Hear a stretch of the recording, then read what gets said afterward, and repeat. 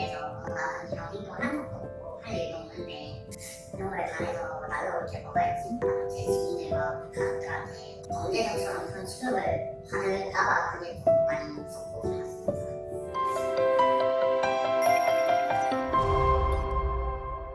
안녕하세요. 로얄범법인 이원하 변호사입니다. 오늘은 지난번에 군 상관 폭행죄에 이어서 군인 등 준강간죄에서 무죄를 받은 사건이 있어서 의뢰인 인터뷰와 함께 같이 좀 말씀을 나눠보려고 왔습니다. 이 사건은 죄명이 군인 등 준강간이에요. 벌금형이 당연히 없고요. 그리고 일반적인 형법상 강간죄보다 훨씬 더 무거운 법정형이 5년 이상의 유기징역에 처하게 되어 있는 죄입니다. 5년 이상이면 살인죄가 그렇게 규정이 되어 있거든요. 굉장히 무거운 죄라고 볼 수 있죠. 이 사건을 소개를 해드리자면, 이 사건은 군인들끼리 여군들과 남군들이 섞여서 단체로 술을 마시는 그런 회식 자리에서 발생한 일인데, 회식에서 술을 마시다가 피해자분이 갑자기 울면서 힘든 일이 있다면서 저희 의뢰인에게 하소연을 하고, 의뢰인은 이제 그런 이야기를 들어주면서 상대방을 위로하고 토닥여주고, 그러다가 의뢰인께서 상대방이 잠드는 걸 보고 본인도 근처에서 또 잠을 잤고, 그러다가 일이 발생한 거예요. 그러고 나서 다음날 아침에 일어나서 별일 없이 뭐 아침 식사도 하고 또 이동을 하고 또 얼마간은 상대방이랑 굉장히 친하게 잘 지냈었거든요. 그런데 어느 날 갑자기 군사경찰에서 조사를 받으러 오라는 통보를 받으셨고, 그 내용을 확인해 보니까 군인 등 준강간이다. 그래서 아니 나는 군인이랑은 관계를 가진 적이 없는데 어떻게 된 걸까 하고 알아보니까, 그 당시에 있었던 피해자라고 주장하시는 그 여성분이 자기가 자고 있는 중에 관계를 당한 것 같다, 이런 취지의 고소를 하게 됐었던 거죠.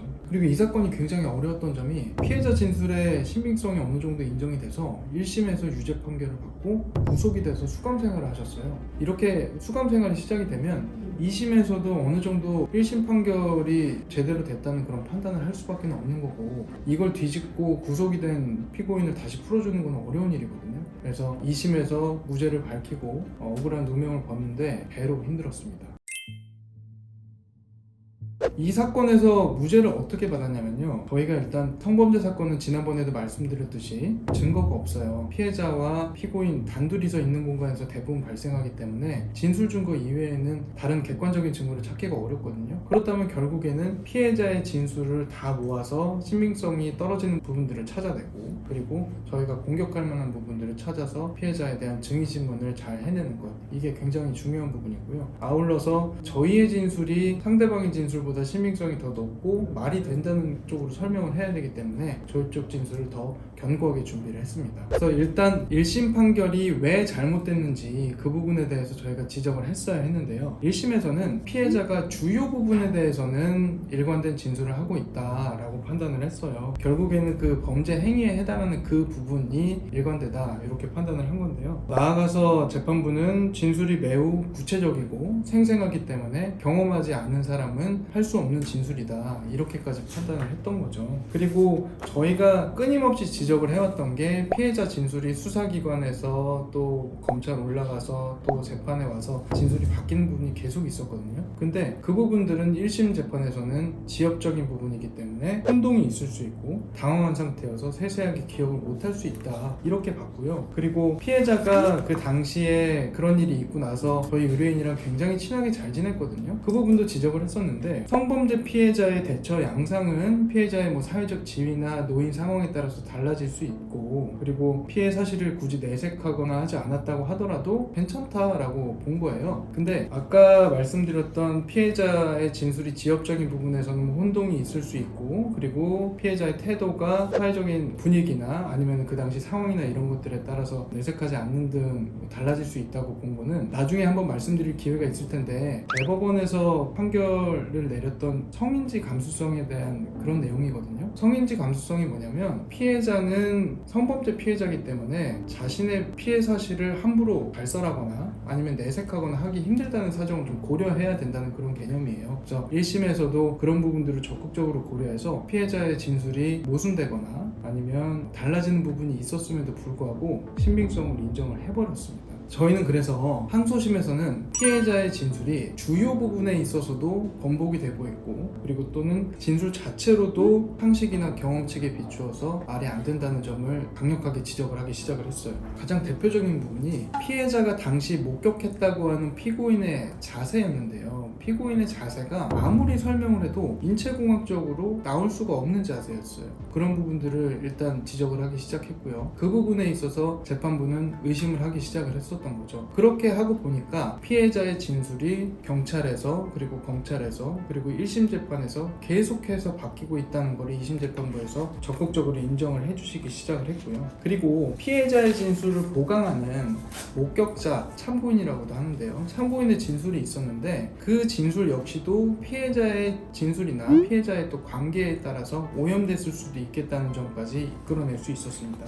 그리고 결론적으로 이 사건에서 재판부가 확실한 심증을 가질 수 있었던 것이, 피해자가 단순히 성범죄 피해 사실을 드러내기 어려워하고 숨기고 이러는 걸 넘어서서 피고인이랑 너무 잘 지낸 거예요. 피고인이랑 같이 그 이후에도 친밀한 관계를 계속 유지하고 연락을 주고받고 놀러 다니고, 오히려 자신의 다른 동기와 함께 피고인을 찾아가기도 하고, 그런 점들이 재판부에서 성범죄 피해자가 보여야 할 일반적인 태도로는 도저히 볼 수가 없다, 이런 결론에 이르게 되었고, 결론적으로는 무죄 판결을 받을 수 있었습니다. 그래서 이런 과정을 거쳐서 무죄 판결을 받을 수 있었고, 이 과정과 관련해서 의뢰인의 당시 심정이라든지 우열공무원으로부터 어떤 조력을 받으셨는지, 이런 부분들을 몇 가지 여쭤보고 답변을 받는 시간을 갖도록 하겠습니다. 안녕하십니까. 인터뷰 응해주셔서 진심으로 감사드리고요. 다행히 좋은 결과로 사건 마무리할 수 있어서 그 부분도 역시 감사드립니다. 저희 회사 믿고 계속 진행해 주셔가지고 저희도 열심히 할 수 있었던 것 같고요. 이 사건 이제 처음 시작할 때부터 어떤 실정이셨는지, 그리고 어떤 부분에서 좀 도움을 받으셨는지, 이런 부분을 이제 좀 몇 가지만 여쭤볼게요.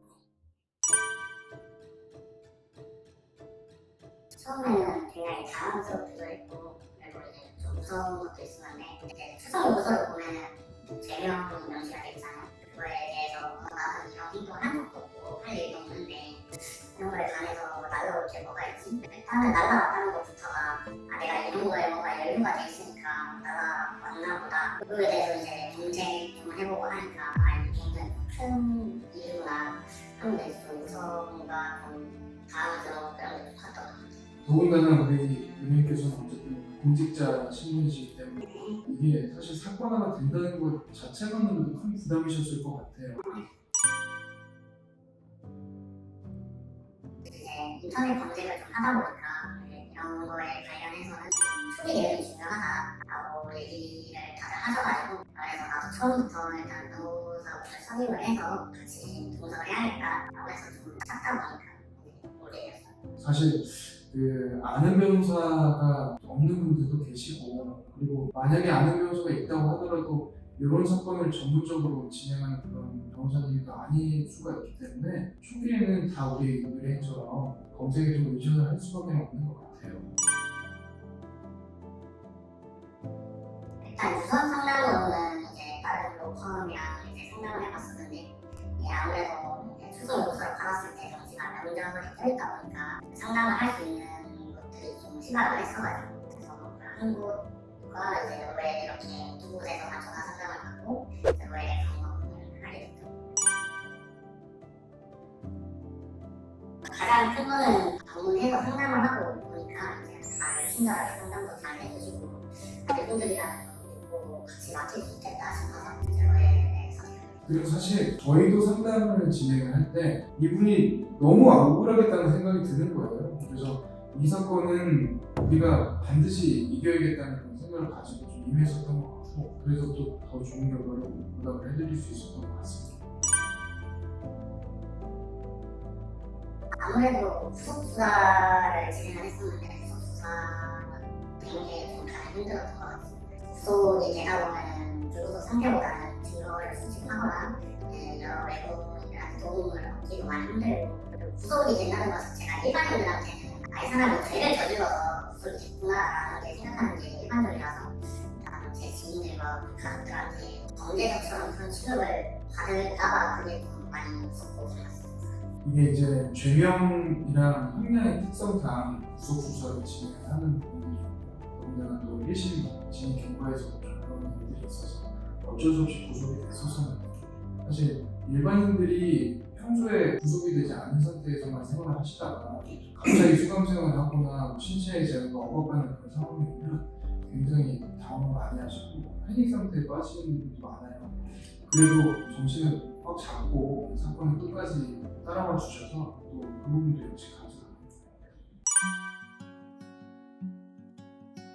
일단 변호사분들께서도 가장 열심히 증거 관련해서도 이런 게 있는데 이거는 또를 드실 것 같냐라는 물음이나 이런 거에 관해서 굉장히 객관적으로 말씀해주시고 나한테 유리할 수 있는 증거들을 같이 찾아주시면서 해주시고 그리고 이제 수사가 됐듯이 좀 안에서 많이 힘들고 답답하면서 이제 진행 상태를 잘 모르다 보니까 이제 변호사님한테 좀 자주 연락을 드렸었는데 그래서 항상 친절하게 문의해 주시고 그런 거에 대해서 마음이 미안할 것 같아요.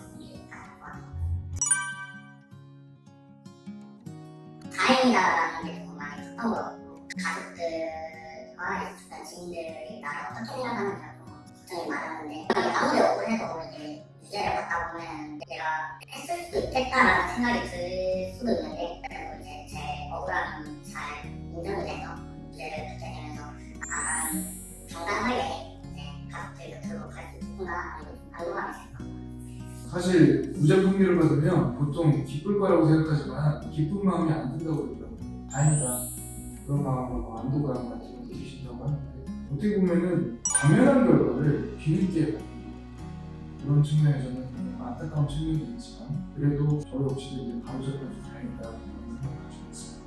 네, 제가 결국에는 억울함이 밝혀진 거니까